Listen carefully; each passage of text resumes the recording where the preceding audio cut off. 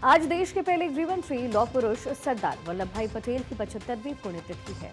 इस मौके पर लखनऊ से बड़ा सियासी संदेश सामने आया। उत्तर प्रदेश के मुख्यमंत्री योगी आदित्यनाथ ने सरदार पटेल को श्रद्धांजलि देते हुए आज के भारत का श्रेय लौह पुरुष को दिया है, लेकिन साथ ही कश्मीर विवाद के लिए सीधे सीधे पंडित जवाहरलाल नेहरू को जिम्मेदार ठहरा दिया। सीएम योगी आदित्यनाथ ने कहा कि मौजूदा भारत का ये जो स्वरूप है वो लौह पुरुष सरदार पटेल की देन है। सीएम योगी ने सरदार पटेल को भारत का शिल्पकार बताया। योगी ने लखनऊ में आयोजित कार्यक्रम में कहा कि आज भारत का जो स्वरूप है उसके शिल्पी के रूप में देश सदैव लौह पुरुष भारत रत्न सरदार वल्लभ भाई पटेल को याद करेगा। किसान परिवार में जन्मे सरदार पटेल विदेशी हुकूमत की नौकरी नहीं बल्कि भारत माता की सेवा के लिए अपनी प्रतिभा को समर्पित करने वाले नेता थे। सीएम योगी ने कहा कि सरदार पटेल ने सामान्य किसान परिवार में जन्म लिया, उच्च शिक्षा अर्जित की, जिसके पीछे कारण विदेशी हुकूमत की नौकरी करना नहीं बल्कि देश और दुनिया को समझाकर और समझकर अपनी प्रतिभा का लाभ भारत माता के चरणों में समर्पित करना था। उन्होंने आजादी के आंदोलन का नेतृत्व किया, कई बार जेल की यातनाएं सही, भारत के विभाजन का पुरजोर विरोध भी किया। पूरा देश अखंड भारत के शिल्पी लौह पुरुष सरदार वल्लभ भाई पटेल को स्मरण कर रहा है। देश के प्रति उनकी सेवाओं के प्रति कृतज्ञता ज्ञापित कर रहा है। उन्होंने एक सामान्य किसान परिवार में जन्म लिया, लेकिन अपने परिश्रम से उच्च शिक्षा अर्जित की, लेकिन उच्च शिक्षा के अर्जन के पीछे का उद्देश्य आजीविका प्राप्त करने के लिए विदेशी हुकूमत की नौकरी करना नहीं बल्कि उच्च शिक्षा के पीछे का हेतु देश और दुनिया को समझ करके अपनी प्रतिभा और अपनी ऊर्जा का लाभ भारत माता के चरणों में कैसे समर्पित किया जाए, इसके लिए किया था।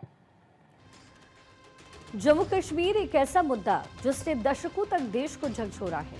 आज उसी कश्मीर को लेकर के उत्तर प्रदेश के मुख्यमंत्री योगी आदित्यनाथ की दहाड़ भी सुनाई दी।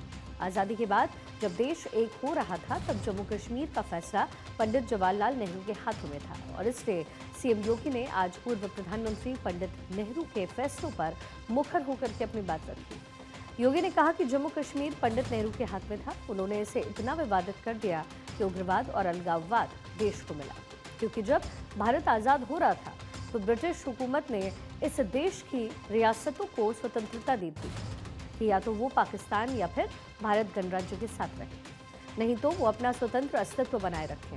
योगी ने कहा कि सभी जानते हैं कि हैदराबाद के निजाम और जूनागढ़ के नवाब नहीं चाहते थे कि वो भारत गणराज्य में शामिल हो। जम्मू कश्मीर रियासत को कहां शामिल किया जाए, वह असमंजस की स्थिति में थे। तो पंडित जवाहरलाल नेहरू ने उसे अपने हाथों में लिया कि मैं इसके बारे में आगे पहल करूंगा।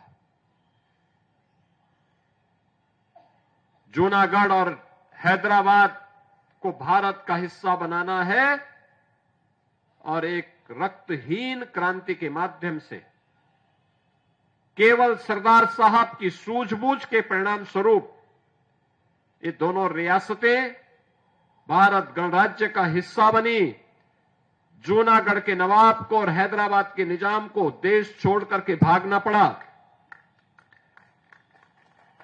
जम्मू कश्मीर पंडित नेहरू के हाथों में था। उन्होंने जम्मू कश्मीर को इतना विवादित करने का काम किया कि वह भारत को लगातार आजादी के बाद दसता रहा। उग्रवाद, अलगाववाद, ये उसी कश्मीर से पंडित नेहरू के कारण देश को प्राप्त हुआ था। सीएम योगी आदित्यनाथ ने नेहरू पर सवाल और मोदी पर भरोसा दिखाया और कश्मीर पर भी संदेश बिल्कुल क्लियर कट था। जम्मू कश्मीर जहां दशकों तक संविधान भी अधूरा था और सपने भी, लेकिन अब कहानी पूरी तरीके से बदल गई है। जम्मू कश्मीर से धारा 370 हटाकर प्रधानमंत्री नरेंद्र मोदी ने कश्मीर को विशेष दर्जे से नहीं, विशेष विकास से जोड़ा। यही वजह है कि सीएम योगी ने प्रधानमंत्री मोदी के मिशन कश्मीर को लेकर के कहा कि देश प्रधानमंत्री मोदी का आभारी रहेगा, जिन्होंने धारा 370 हटाकर कश्मीर को भारत गणराज्य का हिस्सा बनाने के लिए देश में एक प्रधान और एक निशान के संकल्प को आगे बढ़ाया। आभारी है प्रधानमंत्री मोदी जी का, जिन्होंने लौह पुरुष सरदार वल्लभ भाई पटेल और डॉक्टर श्यामा प्रसाद मुखर्जी के सपने को साकार करते हुए आज कश्मीर में धारा 370 समाप्त करके कश्मीर को भारत गणराज्य का अभिन्न हिस्सा बनाने के लिए एक देश में एक प्रधान, एक विधान और एक निशान के संकल्प को आगे बढ़ाया है। बहनों और भाइयों, भारत के अंदर अनेक गृह मंत्री के रूप में भारत के अंदर अनेक ऐसे कार्यक्रमों का शुभारंभ लौह पुरुष सरदार वल्लभ भाई पटेल ने किया था। चाहे वह सोमनाथ के मंदिर के पुनरुद्धार का कार्य हो, भारत के अंदर तमाम प्रकार के उन विवादों के समाधान का एक तंत्र विकसित करने का कार्य, भारत की प्रशासनिक सेवा को वर्तमान स्वरूप देने का कार्य, ये सभी लौह पुरुष सरदार वल्लभ भाई पटेल के कारण हो। सरदार पटेल की पुण्यतिथि पर एक तरफ सीएम योगी ने लौह पुरुष को नमन किया तो वहीं दूसरी तरफ जनता दरबार भी लगाया। लखनऊ में जनता दरबार में प्रदेश के अलग अलग जिलों से आए सैकड़ों फरियादियों ने सीएम योगी के सामने अपनी समस्याएं रखी। जनता दरबार में जमीन विवाद, पुलिस से जुड़ी हुई शिकायतें, राजस्व, आवास, स्वास्थ्य, शिक्षा और पारिवारिक मामलों से जुड़ी हुई शिकायतें प्रमुख रही। सीएम योगी ने एक एक फरियादी से उनकी समस्याएं सुनी। सीएम योगी ने एक्शन लेते हुए सभी लोगों की समस्याओं के निपटारों का अधिकारियों को निर्देश दिया।